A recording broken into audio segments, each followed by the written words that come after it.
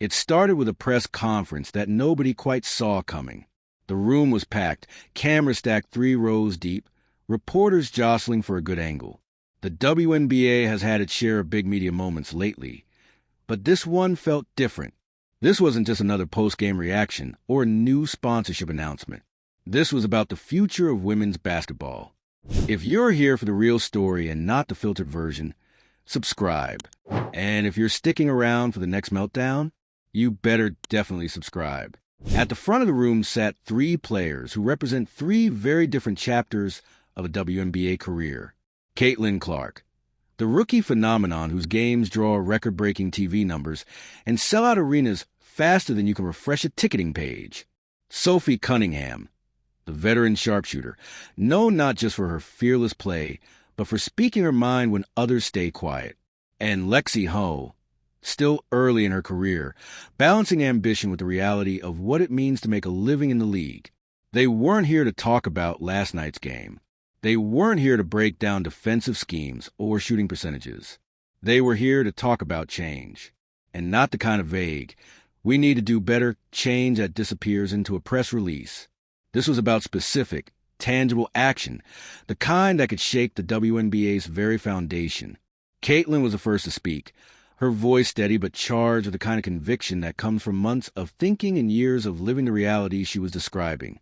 She didn't waste time on pleasantries. "We are at a moment," she said, "where women's basketball has more eyes on it than ever before. And if we don't use this moment to make it better for every single player in this league, we're going to regret it." She talked about the surge in TV ratings, the sponsorships lining up, the fever pitch of excitement every time a league trends on social media. But she also talked about the other side, the off-season grind that sends players overseas just to pay their bills, the lack of long-term health and career support, the way some players disappear from the sport after their prime, because there's no clear path for life after basketball. When Caitlin finished, Sophie Cunningham leaned in, her expression the kind of calm determination you only see in athletes who have been through it all. She's never been afraid to say what she thinks, and this moment was no different. "This league has come a long way," Sophie said, "but too often, the players are the ones carrying the league on their backs without the same level of commitment coming back to us. It's time to make sure that the growth of women's basketball benefits everyone, not just the top names, not just the league offices, but every single player who puts on a jersey." She reminded the room that the league stars, from Diana Taurasi to Aya Wilson to Clark herself, can command attention, yes. But it's the role players, the bench units, the rookies fighting for a contract who also keep this league running. And if they're not protected, supported, and compensated fairly, then the league isn't truly healthy. Lexi Ho's turn came next. She's not the household name Caitlin is, nor does she have Sophie's years of experience. But that's exactly why her words hit so hard. She spoke about the uncertainty that young players face, short contracts, fluctuating roles, the constant question of whether they'll even be on a roster next year. She talked about how hard it is to plan for the future when your income depends on a sport that still forces many of its players to take second jobs abroad. "I love this game," Lexi said.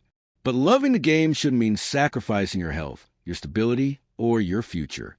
We need a system that lets us build a career here in the WNBA without having to gamble everything." The 3 of them weren't just making speeches. They were building a case. Piece by piece, they laid out the pillars of what they're calling the fair play framework. Better base pay across the board. Improved health care coverage for both active players and retirees. Structured career transition programs so that when a player hangs up her sneakers, she's not left scrambling to figure out what's next. They also called for stronger enforcement of player rights, from travel accommodations to consistent officiating, to ensure that the league's growth doesn't come at the expense of its athletes. And they weren't just talking to the WNBA. They were talking to fans, to sponsors, to the media. The message was clear. Everyone who says they love women's basketball has a role to play in making it sustainable. The reaction in the room was electric. Some reporters were nodding before the players even finished their sentences. Others were frantically typing, realizing they were witnessing the start of something bigger than just one news cycle. Caitlin, Sophie, and Lexi didn't pretend this would be easy. They acknowledged the need for negotiation with the league office, coordination with the players' union, and the reality that some changes would take time. But they also made it clear they're not interested in slow, symbolic gestures. This isn't about one contract cycle, Caitlin said. It's about rewriting the standard for the next generation and the one after that. Sophie added that they've already been in talks with other players across teams, veterans and rookies alike, to build a unified front. This can't just be the three of us, she said. It has to be all of us. That's how real change happens. Lexi, perhaps the quietest of the three, delivered the line that stuck with everyone in the room. If we don't fight for this now, when the league is growing and the world is watching, we might not get another chance like this. The stakes couldn't be clearer. The WNBA has spent years fighting for mainstream relevance, and now it's here. Record audiences, more coverage, more money. But the question these three players pose directly, unapologetically, is whether that success will actually change the lives of the women on the court. And they're not asking politely. They're demanding it. Behind the scenes, their alliance has already been making waves. Other players are reaching out privately to offer support. Some are even hinting that they're ready to make public statements of their own. There's talk of forming a dedicated committee within the union to focus exclusively on these long-term reforms. The league, of course, has a choice. They can embrace this movement, work alongside its leaders, and position themselves as pioneers in athlete welfare. Or they can resist it, risking public backlash and the perception that they're happy to capitalize on player popularity without reinvesting in the people who make the sport possible. For fans, this is a rare moment of transparency in professional sports. Usually, these kinds of negotiations happen behind closed doors, filtered through press releases. But Caitlin, Sophie, and Lexi aren't hiding behind diplomacy. They're putting their names, their reputations, and their influence on the line. It's not lost on anyone that Caitlin Clark, right now, has more leverage than almost any athlete in the league's history. She's the face of this season, the reason for the ratings boom, the reason arenas are selling out. If she's willing to tie her name to a movement like this, it sends a message to league leadership. Ignoring these demands isn't an option. Sophie's involvement matters just as much. She's known for not backing down, for taking on controversies head-on, and for being a voice that refuses to be silenced. And Lexi represents the vast majority of the league's players. Those who aren't making headlines every night, but who are just as essential to the game's heartbeat. Together, they form something rare, a coalition that can speak to every corner of the WNBA. The next few months will be critical. The league is in a growth phase, but growth can be fragile. Sponsors love a success story, but they're also wary of negative headlines. Fans are excited, but they're paying attention to how the league treats its stars and its rookies. The press conference ended with all three standing together, their hands clasped briefly in solidarity before waving to the crowd. It wasn't a grand gesture for show. It was a signal to each other, to the league, and to everyone watching that this is the start of a fight they're ready to see through. And if history has taught us anything, it's that when athletes unite with this kind of focus, they can move mountains. The WNBA may not yet realize just how big a shift has begun, but they will, because these three players aren't just chasing personal glory. They're trying to rewrite the future of the sport. And judging by the fire in their words and the unity in their stance, they're not going to stop until they do. The buzz didn't fade after that press conference. It spread. Within hours, clips of Caitlin Clark's direct, steady-eyed delivery were all over sports talk shows. Sophie Cunningham's no-nonsense call for shared benefit was making the rounds on social media, with fans quoting her words like they were rallying cries. And Lexi holds quiet but resolute. If we don't fight for this now moment, that was already becoming a hashtag among the player community. But here's where things got interesting. The conversation didn't just stay in WNBA circles. Current and former athletes from other sports started chiming in. A retired tennis champion shared the video with a comment about how women athletes across sports face the same fight. An Olympic swimmer posted about how career transition support is something she wished she'd had when she retired in her 20s. Suddenly, this wasn't just a basketball story. It was a professional sports story. Inside the WNBA, however, you could feel the tension building. League executives were careful in their initial public response, praising the passion and commitment of players while avoiding direct mention of the pay and career demands. But privately, sources close to players were already hearing that not everyone in the league office was thrilled with the public pressure. The reality is, organized player movements challenge existing power dynamics. And the trio of Clark, Cunningham, and Hull had just made it clear they weren't going to settle for a politely worded meeting. That's what makes this alliance so potent. They're approaching it from 3 different leverage points. Caitlin brings the numbers. Every statistic attached to her name is a league record. Highest rookie jersey sales, largest TV audiences, most Google searches for a WNBA player in a single month. She is a living proof that women's basketball is a marketable, bankable product. And she knows it. Sophie brings the voice. She's the one who can stand in front of a microphone and strip the fluff in the conversation, saying the hard truths that get quoted in headlines and leave no room for misinterpretation. And Lexi brings a connection. She's not speaking as an untouchable star or a veteran who's already built a financial cushion. She's speaking as one of the many, the players who live contract to contract, who keep the league's gears turning without the same security the marquee names enjoy. It's a combination that makes it difficult for anyone to dismiss them as just superstars looking for more money. They're speaking for the league's ecosystem, top to bottom, and they're backing their message with a plan. The fair play framework they outlined isn't just a wish list. It's structured in stages. First, immediate action on base pay and travel standards. The travel issue, especially, has been a sore spot for players. Long flights with multiple layovers in cramped conditions aren't just uncomfortable. They're a legitimate health risk for elite athletes playing multiple games a week.